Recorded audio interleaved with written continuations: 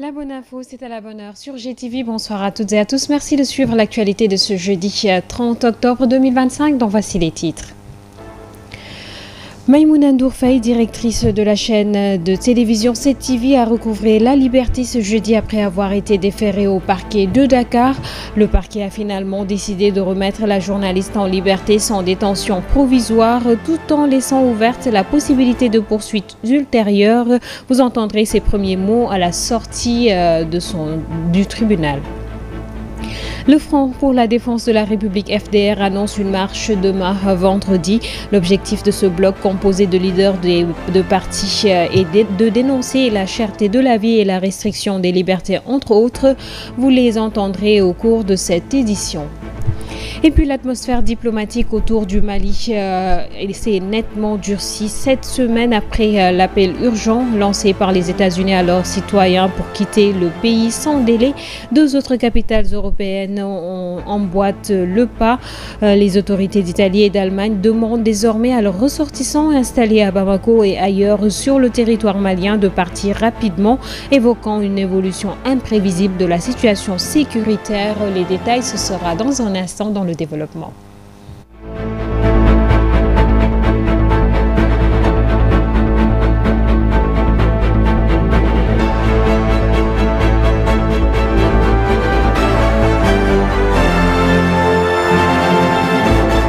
Bienvenue dans cette édition que nous démarrons avec une note de brève. Le chroniqueur de la Sen TV, Ahmed Ndoye, vient d'être placé en garde à vue dans les locaux de la brigade de recherche de faits d'armes de la compagnie de gendarmerie de Dakar.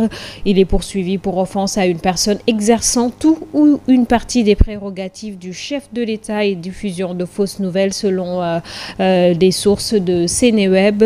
Pour rappel, sur la chaîne web TV Sen Teranga, Ahmed Ndoye aurait tenu des propos jugés offensants envers le Premier ministre Ousmane Sonko.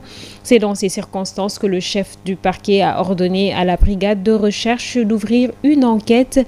Il a déféré ce jeudi à la convocation des enquêteurs. Le chroniqueur pourrait être déféré demain vendredi, indiquent toujours nos confrères de Sénéweb. Et puis, peu après sa libération, ce 30 octobre, la directrice de la chaîne 7TV, Maïmouna Ndour Faye, a déclaré que l'affaire la concernant était encore pendante.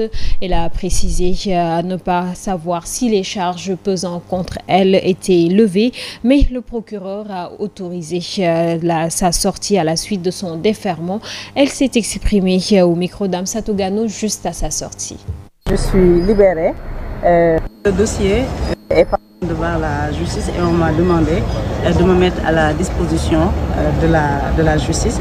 Je remercie en tout cas du fond du cœur toute la presse, tous les confrères qui se sont fortement mobilisés et qui ont dénoncé cette situation. Je remercie également dans la même foulée les acteurs politiques, les membres de la société civile, les citoyens sénégalais et tous ceux qui nous ont soutenus, qui nous ont manifesté ce soutien-là. Ça a été très apprécié. Les charges qui étaient retenues, c'était atteinte à l'autorité de la justice et à la sûreté de l'État. Maintenant, je ne sais pas si les charges sont toujours retenues, mais c'est juste qu'on m'a dit que l'affaire est pendante devant la justice et que je dois me mettre à la disposition de la justice. Je n'ai jamais pu expérimenter ça, une garde à vue, un déferment au parquet. C'est un plus. Les relations entre la justice et la presse sénégalaise traversent une zone de turbulence. Les récentes arrestations de Maïmouna Ndour Faye et de Babacar Fall précédemment évoquées en sont la preuve. Entre critiques, appel à la responsabilité et quête d'équilibre des pouvoirs, les tensions persistent, un sujet réalisé par Abdoulaye Dieye. Entre la justice et les acteurs des médias deviennent de plus en plus tendus. Les récentes arrestations de Maïmouna Ndour Faye et de Babacar Fall, suivies de leur libération, en sont des exemples éloquents. Une situation que déplore le journaliste Ibrahim Odissa Faye. Nous dénonçons ces arrestations et nous estimons en tout cas qu'il y a des entraves à la liberté de la presse et surtout les conditions d'arrestation. Nous avons tous assisté en direct la brutalité à laquelle la gendarmerie a procédé pour arrêter Maïmouna Ndour Faye. Babacar Fall, il a été trouvé dans son bureau après son émission. Il a été menotté avec des techniciens et amené de force à la sûreté urbaine. Selon lui, l'État doit apprendre à cohabiter avec la presse qui détient elle aussi un pouvoir au même titre que l'État. Le problème, en fait, c'est que les deux constituent des pouvoirs. L'État a le pouvoir exécutif, les médias ont ce pouvoir-là sur l'information. Maintenant, ce qu'il y a à dire, en fait, et ce qu'il y a à déplorer, c'est que l'État ne veuille pas que les médias parlent de ce qui ne marche pas ou que les médias tendent le micro à des adversaires aussi féroces. Cependant, contrairement aux journalistes, certains citoyens estiment que ce sont ces derniers qui doivent revoir leur manière de faire. Pour moi, Babacar Fall a même défié l'État. S'ils veulent nous aider, il faut que les sanctions soient plus sévères. Parce que je suis jeune et je suis sur le net, mais je n'ose pas dire certaines choses. Je pense que les Sénégalais doivent revoir leur comportement. Pour moi, on ne peut pas développer un pays sans que la population ne soit pas disciplinée. Ils appellent également l'État à assumer pleinement ses responsabilités en faisant preuve de fermeté et encouragent les juges à avoir le courage nécessaire pour appliquer les décisions qui s'imposent. L'État doit être fort, c'est ce que je vois. Il y a trop d'indiscipline. Si vous faites la comparaison entre nous et l'Europe, ils ne sont pas plus cultivés que nous ou autres, mais ils imposent juste des sanctions. Puis le Front pour la défense de la République FDR annonce une marche pacifique prévue demain, vendredi.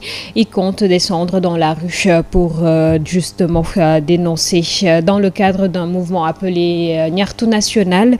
Et l'objectif justement de cette manifestation est de dénoncer les souffrances des Sénégalais marquées par la vie chère, la restriction des libertés, la mauvaise gouvernance des ressources nationales, mais aussi les arrestations tous azimuts enregistrés ces derniers jours. Les organisateurs que nous écoutons, leur porte-parole du jour est Seydou Gueye, responsable politique du parti APR. Qui produit des solutions face aux difficultés des citoyens. Grande est la déception de beaucoup d'entre nous qui avaient cru aux promesses qui étaient la motivation de leur acte citoyen en mettant au pouvoir une nouvelle majorité. Bientôt 2 ans, rien. 2 années, bientôt, où les Sénégalais sont partagés entre l'angoisse, la préoccupation et les inquiétudes.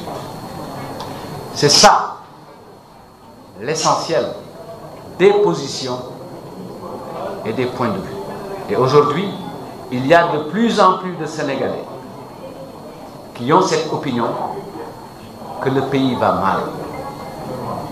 Il y a de plus en plus de Sénégalais qui affichent leur position et leur détermination en termes de responsabilité pour dire ça ne peut plus continuer, il faut qu'on prenne nos responsabilités et qu'on exprime notre colère, qu'on s'adresse aux autorités dans le cadre de cette marche pour leur dire voilà ce que nous pensons, voilà ce que nous voulons et voilà ce que nous assemblons. De ce point de vue-là, nous avons 1001 raisons de nous inquiéter. Tous les jours, les droits sont bafoués, les libertés sont brimées, l'expression est réprimée. Ce jeudi, les étudiants de l'université Sine Saloum El Hadji Ibrahima Niass ont cessé les cours pour exiger le paiement immédiat de leur bourse restée impayée depuis plusieurs mois.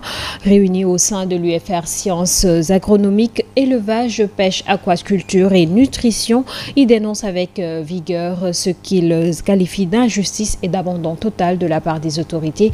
Suivons leurs propos au micro de nos reporters. Bourse bi nga xamanteni promo 5 war nañ ko jot mu ngi toll ci 500 et quelques mille te depuis lors jotaguñ dara. La bourse que doit recevoir la promotion 5 estimée à 500 000 n'est pas encore perçue par les étudiants. Cela nous fait sortir de nos gonds, car c'est un problème que nous avons toujours essayé de résoudre en vain.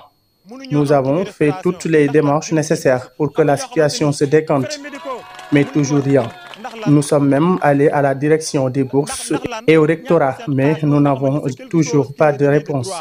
Maintenant, les étudiants en ont marre, car certains d'entre eux ne parviennent pas à obtenir même un ticket de restaurant par manque de moyens. C'est une injustice que nous vivons depuis longtemps et actuellement.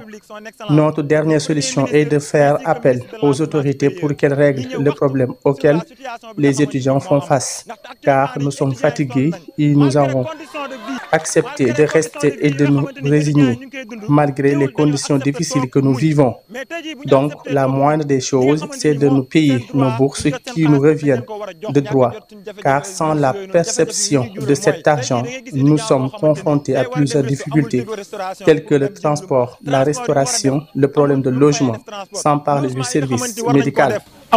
Actuellement, le service médical, social, au Sénégal, les opérations de déguerpissement au niveau des marchés et des voies publiques qui continuent leur petit bonhomme de chemin au rond-point Liberté 6. Les commerçants dénoncent l'absence de solutions pérennes et invitent les autorités à faire preuve de plus de souplesse. Suivons-les dans ce reportage signé Ndel Ndiaye et Vieux Ndiaye.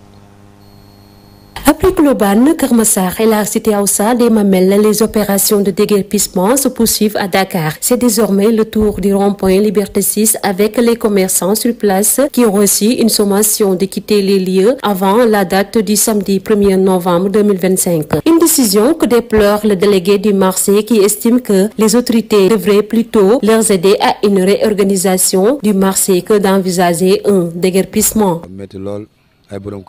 C'est très difficile, vous savez, toujours on est là, mais on ne le fait pas pour encombrer la voie publique, mais nous sommes des pères de famille, on est obligés de travailler pour entretenir nos familles, mais ce n'est pas des choses que nous faisons sciemment. Oui, la solution c'est de construire des marchés, accompagner les marchands ambulants, mais je pense qu'ils doivent surtout privilégier le dialogue, puisque ce n'est pas notre souhait de venir occuper, encombrer la voie publique, mais c'est notre seule issue. Privilégier le dialogue et la concertation entre les autorités étatiques et les commerçants pour une solution de sortie de crise. Tel est le souhait du chargé de la communication du marché. Je pense que le déguerpissement, ce n'est pas la bonne solution. À chaque fois, on vient, on déguerpit, mais les personnes reviennent ici au rond-point et ils doivent organiser les personnes pour pouvoir les délocaliser. Mais tout le temps déguerpir, je pense que ce n'est pas la solution, mais je pense qu'on doit se réorganiser pour permettre aux gens qui veulent faire le commerce d'avoir des places pour le faire. Ici au rond-point, on s'organise pour pouvoir trouver ces endroits-là qui vont nous permettre de faire notre travail sans déguerpissement. Baïfal, le président des commerçants de Rufisque, il demande aux commerçants de rond-point 6 de s'inspirer de la démarche adoptée dans sa ville. Nous, on a rencontré le maire et le préfet, on a discuté, on s'est organisé et on nous a trouvé des places fixes. Je pense que Tenguedj est la solution. Tenguedj est un exemple. C'est pourquoi nous avons des places fixes. Il n'y a pas de problème de déguerpissement puisqu'on a discuté entre les autorités locales pour que nous puissions trouver un terrain d'entente et que le problème est résolu. Cette opération s'inscrit au cœur des priorités du nouveau ministre de l'Intérieur, décidé d'en finir avec ce qu'il qualifie de Dakar de l'anarchie et à généraliser ses actions à l'ensemble du pays. Et puis la page internationale de cette édition en brève, malgré le déploiement sécuritaire mis en place pour décourager de potentiels manifestants, des heures ont éclaté un peu partout dans Dar es Salaam, la capitale économique, dans d'autres villes du pays. Dès le milieu de la matinée, des échauffourées entre forces de l'ordre et manifestants ont opposé au régime, ont déclaré alors que 30 47 millions de personnes étaient appelées à voter pour les élections générales.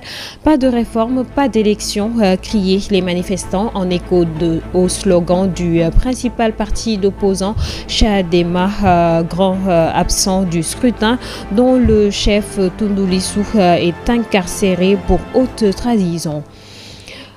Autre actualité internationale au Mali, après les États-Unis ce mardi 28 octobre, l'Italie et l'Allemagne ont également demandé ce mercredi à leurs ressortissants de quitter le Mali, où le JNIM, le groupe de soutien à l'islam et aux musulmans liés à Al-Qaïda, accentue la pression sur Bamako. Les attaques contre les convois transportant du carburant vers la capitale se poursuivent et la pénurie d'essence chaque jour se complique davantage la vie des habitants aussi. Et puis aux États-Unis, Donald Trump a ordonné ce jeudi la relance des essais nucléaires des États-Unis interrompus depuis plus de 30 ans à la suite d'une série d'annonces de Vladimir Poutine sur le développement de nouvelles armes atomiques russes. Cette déclaration du président américain sans détails concrets a rassemblé à une déclaration de force à quelques minutes de sa rencontre très attendue à Busan en Corée du Sud avec son homologue chinois Xi Jinping. Elle intervient aussi alors que le milliardaire républicain a haussé le ton contre le Kremlin, alors que ses efforts pour mettre fin à la guerre qui fait rage en Ukraine depuis plus de 3 ans et demi n'ont donné aucun résultat concret. C'est ce qui met un terme à cette édition. Merci de l'avoir suivi. Excellente suite de programmes en compagnie de GTV. Bonsoir.